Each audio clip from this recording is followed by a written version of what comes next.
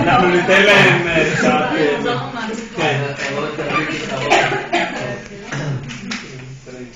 אתם נוסעות לאיטליה? מה כולם מסתכלים?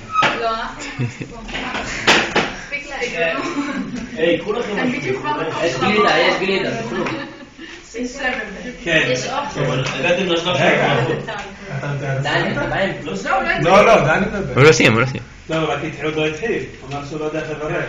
כן. ושיוני ביקר אצלו כל יום. אוקיי, ויוני, אתה...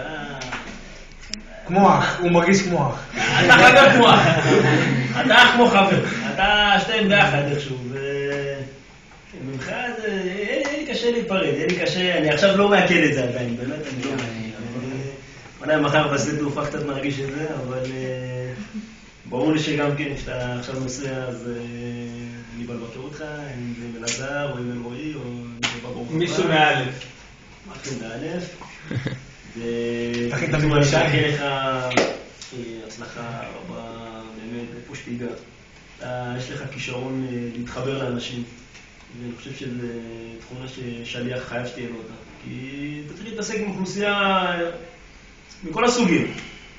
וצריך לדעת איך להגיש לבן אדם, בשפה שלו, בגובה העיניים שלו. באיטלקית, יוני כבר, חצי מהבילון כבר שורק אותו בעל פה. אני אלוף בשפות. דבר ספרדית. אז באמת זו תכונה שיש לך אותה, ואני בטוח שעם זה אתה תלך ואתה ממש תצליח עם זה. ואני יודע, אתה טיפוס מעמיק, פילוסוף, לא אדבר על בקן ואפשר מזה, אבל בתכונות האלה אתה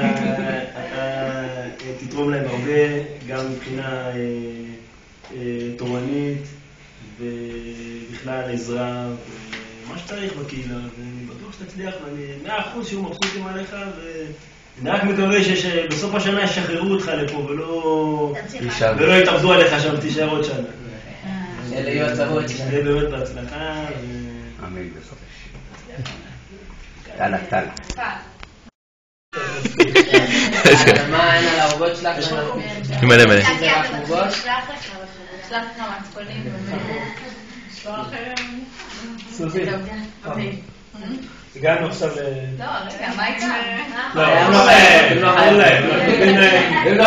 שים להם כמה זמן כדי שיהיו מה? מי נגדו? כולנו נגדו.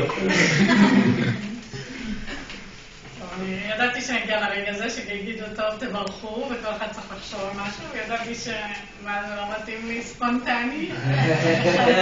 תדע לך, סוזי לא ספונטנית. אם אני באה איתה בערב ואני אומר לה, סוזי יוציא ממה שהיא לא. זהו, זה באמת... מודיע לי לפני, וזה, אבל כמו בערב הייתה ספונטנית. לשבחה,